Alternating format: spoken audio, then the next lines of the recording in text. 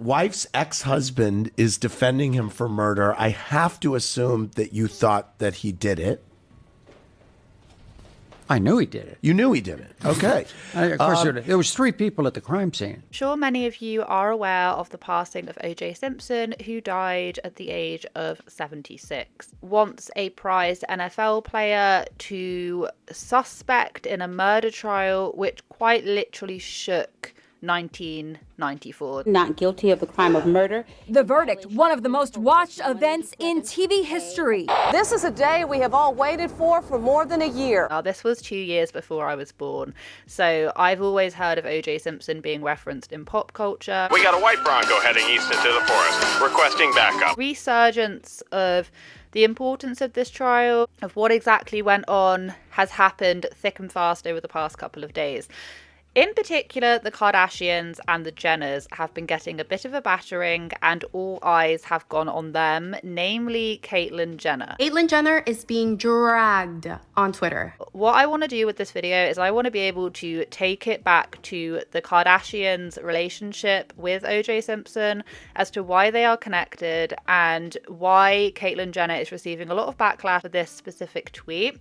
I'm not going to go into the ins and out of the court trials, but I am going to do a very brief synopsis. This video is primarily going to be focused on the relationships, the relationship breakdown, why Caitlyn Jenner said what she said, and how this trial well and truly did tear the family apart. You know that she was nervous about OJ? She was. You know, She told you that? Yeah. She had told me that. And I figured that it had something to do with that, but didn't know quite what. And the two of us were raising small children, too, so it was hard to find time in the mornings. We would drop our kids off to go to school, and then we would go on a jog or something or run. And so that particular day, we decided to have lunch. Like I've already said, O.J. Simpson, he was a very, very, very big NFL player, prized, like ahead of his time. He then had charges on him for the death of his ex-wife and mother to his own children, Nicole Simpson, and her friend Ronald Goldman, who tragically lost their lives at Nicole Simpson's house. He was acquitted and he was not found guilty in criminal law. However, a couple of years later, he went on to do a civil trial and he was found liable for both of their deaths. If it doesn't fit, you must acquit. His trial for the of his wife Nicole and her friend Ron Goldman captivated the nation. Guilty of the crime of murder. Oprah watched the verdict live on her show. A felony upon Nicole Brown. Some in her audience celebrated, but many were left in utter disbelief. He knows what he did!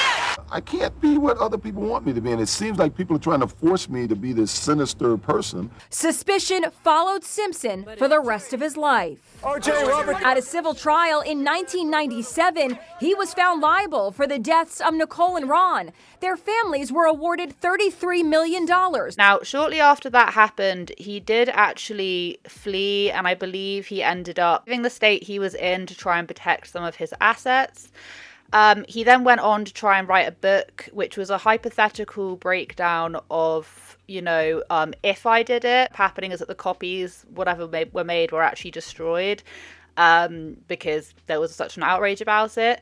A little while later, the victims' families actually picked up this book and decided to rewrite it, recover it. When it emerged that O.J. Simpson was writing a book about the 2 brutal murders he had been acquitted of, he was accused of trying to cash in on horrific crimes that the victims' families said they still believed he was guilty of. Years later, the family obtained the rights to the work and renamed it to make it look as if Simpson was admitting to the crimes.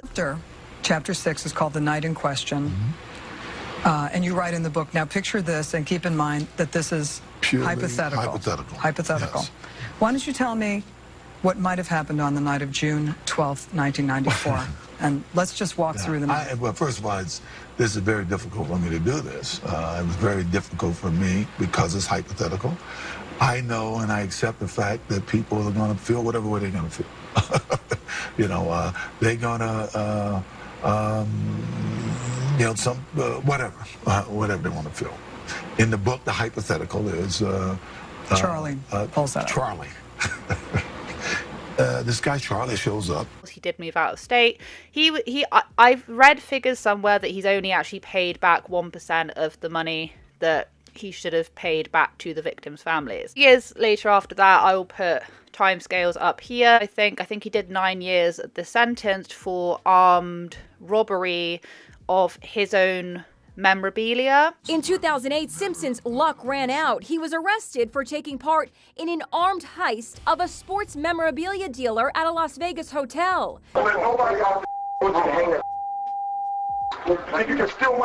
Sentenced to 33 years in prison, but was paroled in 2017 after serving 9 years. So he actually did end up spending a lot of time in prison. He then came out and he's then done like a series of interviews. I believe he died of prostate cancer at the age of 76. He has always been an extremely controversial figure.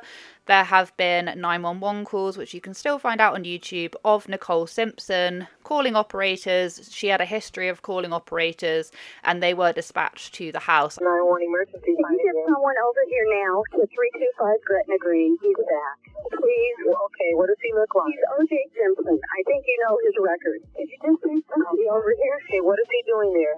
He's drove us again. He's going over. He's going nuts. Has he threatened you in any way, or is he just harassing you? You're going to hear him in a minute. He's back. Okay, just stay on the line. I don't want to stay on the line. He's going to beat the shit out of me. Just a moment. Does he have any weapons? I don't know. Okay. He ran over right back. But needless to say, he was never found guilty in criminal court. He was found guilty in civil court, which I don't think many people realise. I think by the time he died, he still owed a lot of money. Like I say, that was the most basic of basic rundown. I'm not a law and crime channel, and this is just stuff that I've picked up along the way. Now, why do the Kardashians come into it?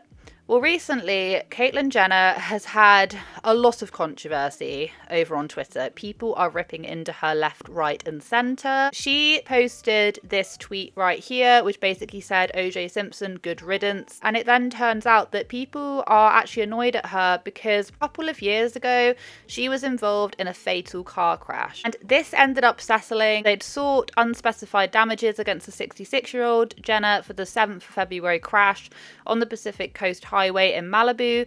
One woman was killed and several other people were injured. Sheriff's investigators determined Jenner was traveling at an unsafe speed for traffic conditions. Now, this unfortunately led to the unaliving of this elder woman. And people are saying over on TikTok, well, you can't talk because you unalived somebody. Caitlyn Jenner recently tweeted out, "Good riddance, hashtag OJ Simpson." Now, the replies have been killing me. This person says, "I'm sure the family of that person you ran over can't wait to say the same about you." If you did not know, Caitlyn Jenner was involved in a fatal car crash in 2015, and she paid the victim's family, I believe, $800,000 in a settlement. This tweet, "Didn't you unalive someone too?" The other one, "You're next, bitch. Didn't you unalive someone with your car?" This one, "You're next." This one saying, "Now why would you set yourself up like this with this meme?" This one might honestly be my favorite. "This is heartless. Please apologize to Chloe." And not only that, but Twitter has Chloe trending worldwide right now. Like, y'all leave that girl alone.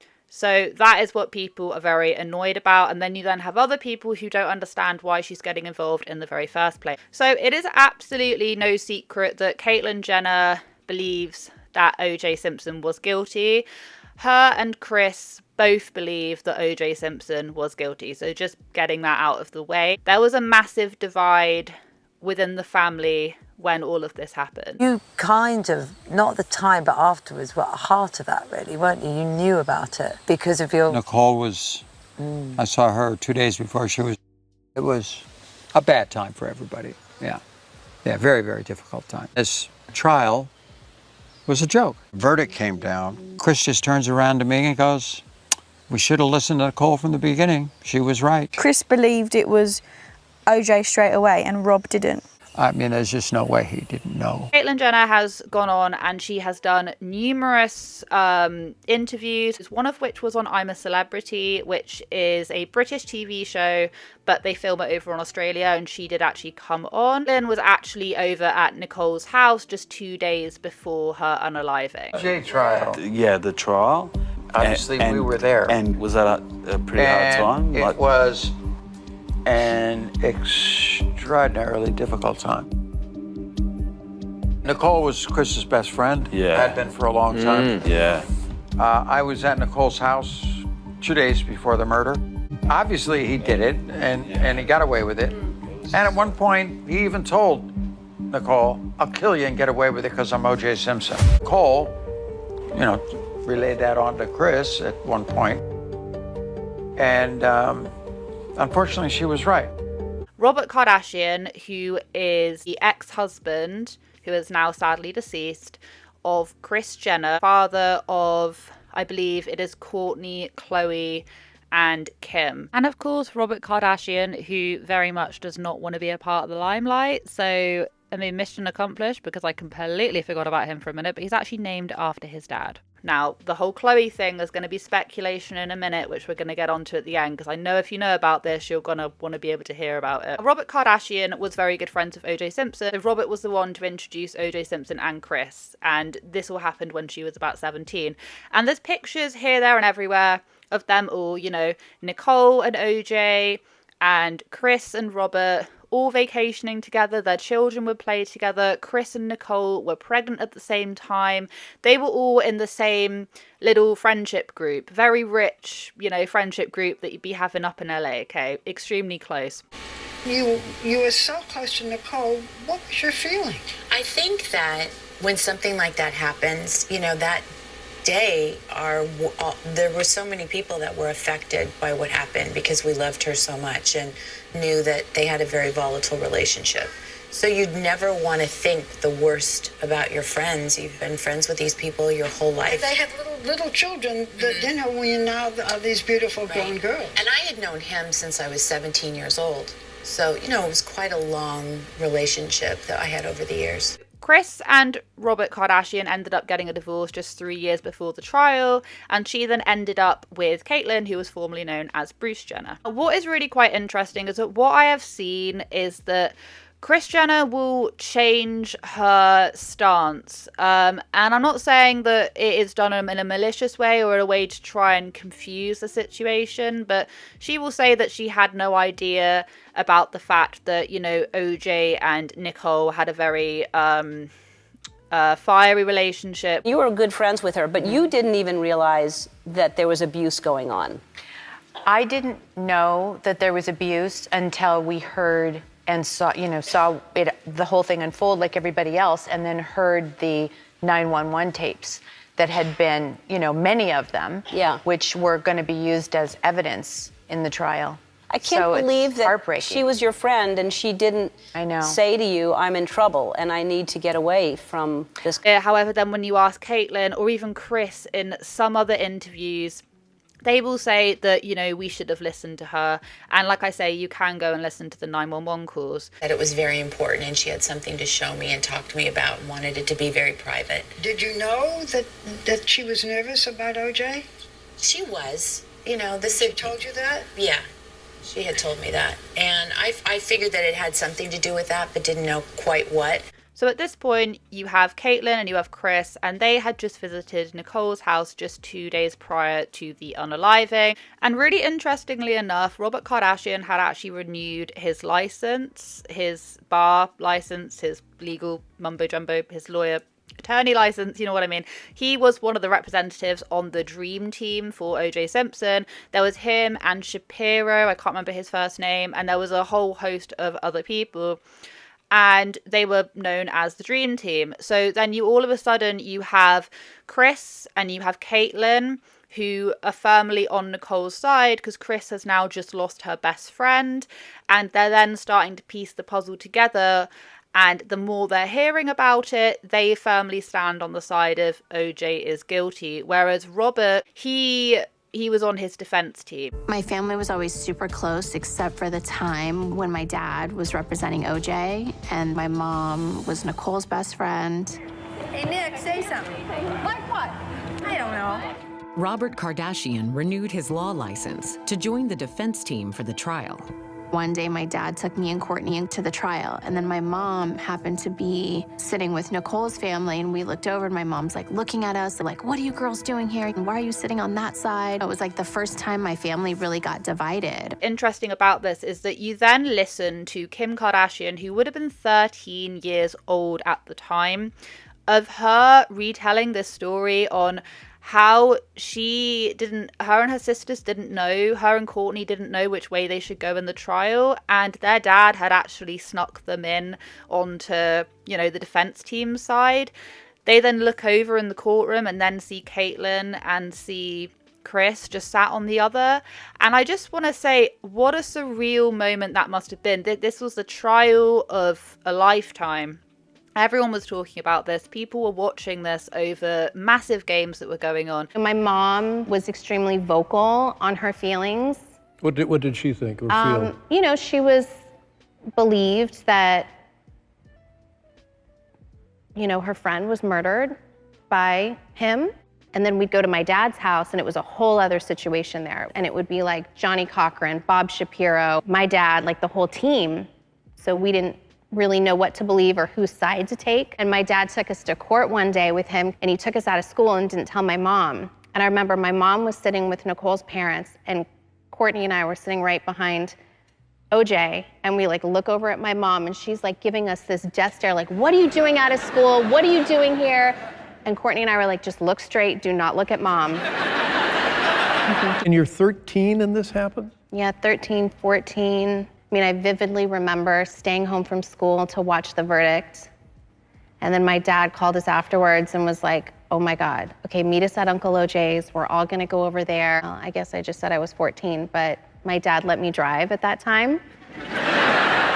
And I pulled up to the gate on my way home, and there was all these cameras outside. And then that night on hard copy, it said, Robert Kardashian's mistress pulling up to his house. And I was like, oh my God, I couldn't believe it. You can imagine that's an absolutely wild time. Now, after all of this had happened, there are interviews with Robert after the trial, also told Caitlyn and Chris, allegedly, that, what did he say? Chris was on your side. Oh, yeah. Did that cause stress between you and Robert Kardashian? Did you say to him? Oh, no, he did it? Did you? No, I never said. In the book, I talk about only one time after the second trial and the whole thing was over, and Robert just said to me that I would have been okay if they got him in the first trial. That's the only thing he ever said. Wow. And that's about the closest he'll ever come. Never saying he actually did it, but when Robert in the first trial, he was now the guy who helped him get away with murder, and he was destroyed. He was by everybody. And what makes it really quite wild was that Robert was actually thrown into this plea deal where he could have actually ended up going to prison. Shapiro, one of the more top lawyers on the Dream Team, was trying to almost sabotage the defense. This actual trial was really quite wild. You say that Robert Shapiro said to you, this is how I think the murders may have been committed. What did he say? Mr. Shapiro told me one day that he thinks OJ went over there and he was just going to poke her tires, and she caught him, and that's when the murders took place. And I was astounded. Here is our lead trial attorney giving me this theory of guilt. And I said, I don't want to hear theories of guilt. Do you think Robert Shapiro thought that O.J. Simpson was guilty? Yes. Again and again, you say that Robert Shapiro wanted Simpson to plea bargain. I overheard Mr. Shapiro at one point in the courtroom during a break say to Mr. Simpson, we should plea bargain. You would get 12 years or whatever it was, and Robert Kardashian would get so much time as an accessory. Well, Barbara, my jaw dropped. Why would you have been an accessory, for hiding the I knife have or no something? idea. Okay. Why you wanted Shapiro off the case and wanted Johnny Cochran? We didn't need our lead attorney having concerns about guilt. There's always been this alleging, that Chris and OJ had a fiery night in a hot tub, and I believe that actually came from the Daily Mail. I'm not standing up for Chris by any means, because if you've watched my my Kylie Jenner video that I did, you know that I'm very sneaky suspicious of her. But what I will say is that that article came out on the anniversary of when Ronald Goldman and Nicole Simpson both lost their lives. So this is when it was coming out. Daily Mail wrote an article on it. And this is what Chris had to say in response. This is actually taken off the Kardashian, so I might have to trim it so I don't get copyrighted. O.J. Simpson once bragged about his hot tub hookup with wife's best friend Kris Jenner that led the momager needing hospital treatment. What? Simpson reportedly claimed the size of his manhood sent Kris Jenner to the hospital, according to his former manager, Norman Pardo. Who is Norman? Well, first of all, never heard of this person, and that never happened. It's really kind of pathetic that when rumors get started, the media gives it life and breath. And on the anniversary of Nicole's death. Lie after lie after lie after lie, and there's only so much that one human being can take. I sued the Daily Mail today. Stop, why? We gave him notice. Whether or not you want to believe it or you want to not, who really knows? People also allege that Chloe is the biological daughter of O.J. Simpson. Let's just say, like, if that isn't true, because once again, like, we don't have any evidence. And even O.J. Simpson said, I don't know what he said recently, but I did manage to find a clip of him saying that it's not true, that, yeah, you know, it's not true. Kardashian, he's like a brother to me. He's a great guy. He met and married Chris, and they really had a terrific time together when they were together. Never, and I want to stress, never in any way, shape, or form had I ever had any interest in Chris romantically or sexually, and I never got any indication that she had any interest in me. So all of these stories are just bogus and bad, you know, tasteless. Chloe, like all the girls I'm very proud of, just like I know Bob would be if he was here, but the simple facts of the matter is she's not mine. So let's just say that, you know, it's not true. You know, you're being hounded on the anniversary of your best friend's unaliving. Also, you know, Ronald Goldman as well, let's just not forget. But, you know, you're being hounded and being told things of someone who is being accused of unaliving your best friend. I can't imagine how sickening that must be. Not defending the Kardashians, because Lord knows they drive me mad. But it's a very, very, very, very, very, very interesting trial and very interesting relationship dynamics. I urge anyone who doesn't know a lot about this trial to go and learn about it. Fascinating trial. I find a lot of trials very fascinating, especially if they get as complicated as this one. That's pretty much all I wanted to say on this situation. I really hope it wasn't too rambly, and I'm trying to get better at being able to structure my videos a lot more and have them more as an ensemble rather than scattery. I hope you guys have a wonderful day wherever you are in this world. Take care of each other, take care of yourselves, and I will catch up with you guys in the next video.